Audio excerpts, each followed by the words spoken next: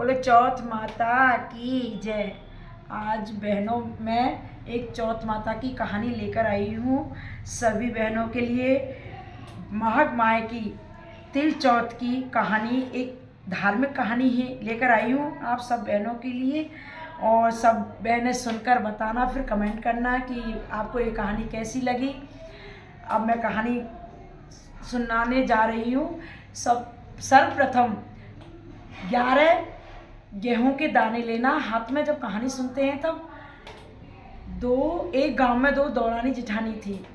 दौरानी तो बहुत गरीब थी और जिठानी अमीर थी। तो जिठानी के घर पर दौरानी जाती थी काम करने के लिए।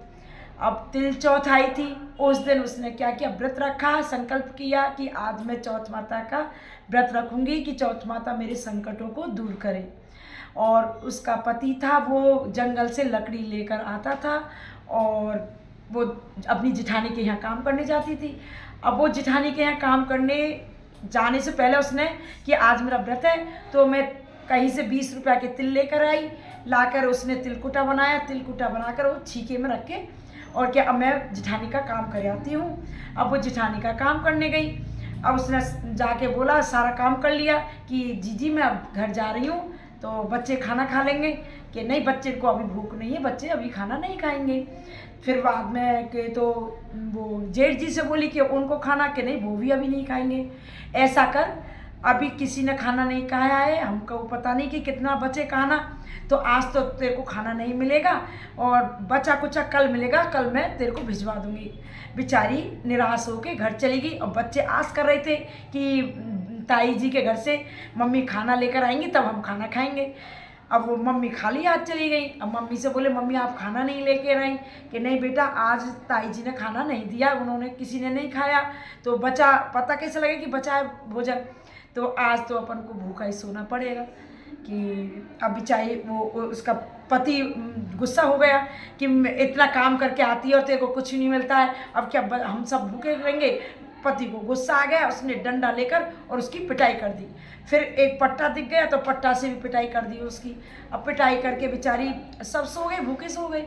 अब उस एक जमीन पे लेट गई और दुखी मन से रोती रोती, ना तो वो नींद में थी ना वो जाग रही थी। इतने में एक गणेश जी छोटे से बालक का रूप धर के गणेश जी आए। बोले, अरे बहना तू ऐसे क्यों सो रही है? कि क्या करूं, मैं ऐसे ऐसे मेरे पति ने मुझे मारा है कि अरे मुझे तो भूख लग रही है बहुत तेज़, तेरे घर में कुछ हो तो खाने के लिए मुझे दे दो।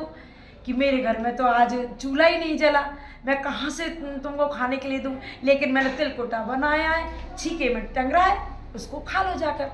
अब गणेश जी ने खा लिया। खा के कि अरे मुझे तो निमटास लग रही है, मैं कहाँ निमटूँ?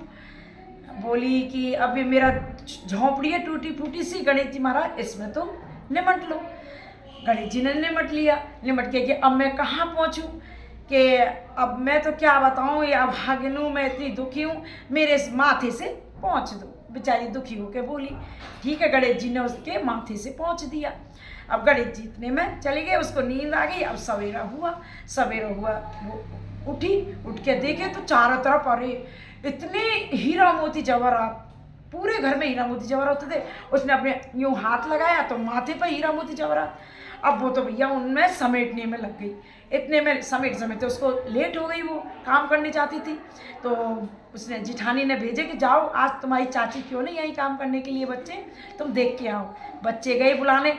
अरे कि चाची चाची मम्मी बुला रही हैं। कि नहीं आज मैं काम पर नहीं आऊँगी, मम्मी से मना कर देना। बच्चे ने जाके बोले, मम्मी मम्मी चाची तो आज नहीं आएंगी काम पे। कि क्यों? कि पता नहीं उनके घर में तो इतने हीरा जवाहरात हैं, उनको समेटने में लग रही है मम्मी, तो वो चाची तो।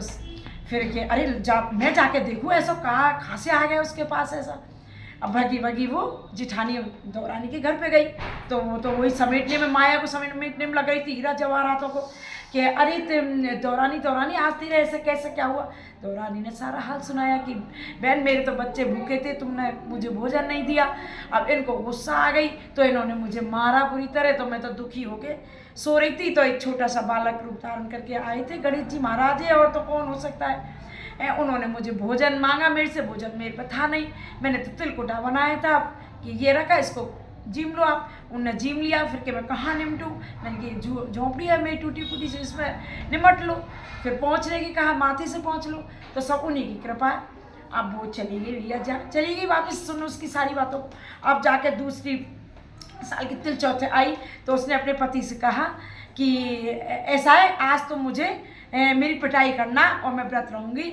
कि क्यों मैं क्यों तुझे मारूंगा, कि नहीं नहीं तुम मुझे मारना, कि मैंने तो एक उंगली से भी तेरे को कभी नहीं छुआ और आज तो मुझे मारने की कह रही है, कि नहीं मुझे मारना, मैं बोल रही हूँ आपसे। ठीक है भैया। अब वो उसने लिया, उसके आदमी ने पट्टा जोर जोर से इतनी तेज मारी, वो सूझ गई, बिल्कुल सूझ गई। अब वो ऐसे ही सो गई। वही तिलकुटा बनाया उसने, और वो तो मेवा वेवा डाल के बहुत अच्छा बनाया, वो तो पैसे वाली थी। अब आए गणेश जी कि ओटला उठनी पाटला सोती, मेरे को भूख लग रही है।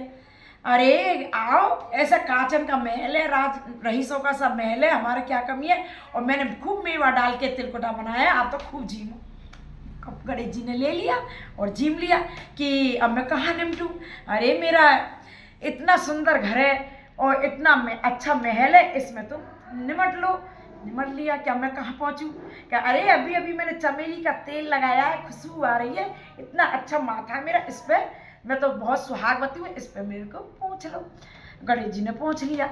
अब गणेश जी तो चले गए, अब उस सो गए। अब सवेरे वो उठी, अरे इतनी बदबू आ रही घर में, सब जगह निमटवा पड़ा, उसकी माथे पे गंदगी लग रही थी और बहुत बुरी बदबू आ रही थी। इतने मुस्कान आदमी आ गया जग के कि अरे ये क्या हो रहा है, ये इतना घर में ये गंदगी कैसे पड़ी है, कि अरे पता नहीं मेरे साथ तो ऐसा होगा। वो रात को आए गणेश जी और मैंने दौरानी की, जैसी मैंने उसके कहने पे ही मैंने ये क्या अरे बदतमीज औरत, उसके तो वो गरीब नहीं थी बेचारी, है उसको तो उसके आदमी ने मारा था क्योंकि यहाँ से भोजन लेके नहीं गई थी, वो गरीब थी, इसलिए गणेश जी ने सुनी उसकी। तो तू तो होते हुए टोटा मांगा है तूने, तेरे सब कुछ होते हुए तूने ये किया, ये बहुत गलत किया है तूने। अब गणेश जी महाराज से माफ़ी मांगो। गणेश जी महाराज से माफ़ी मांगी और गणेश जी महाराज दौरानी के लिए सहायता की, ऐसी सबके लिए करे, सबके संकट को दूर करे, और जिठाने के लिए कि ऐसा किसी को नहीं करे। कहता को सुनता को हुंकारा बढ़ता को चौकी चंदन मोता हार। और गणेश जी की चौथ माता की कहानी मेरे जी का आधार, अधूरी की सपूरी करियो, सपूरी को परिवार बढ़ाइयो, और भूले चुकी की माफ़ करियो। जय हो मेरी चौथ माता। आपको मेरी कहानी कैसी लगी, पसंद आए तो लाइक सब्सक्राइब शेयर जरूर करना, और जय चौथ माता कमेंट में जरूर लिखना। जय माता दी।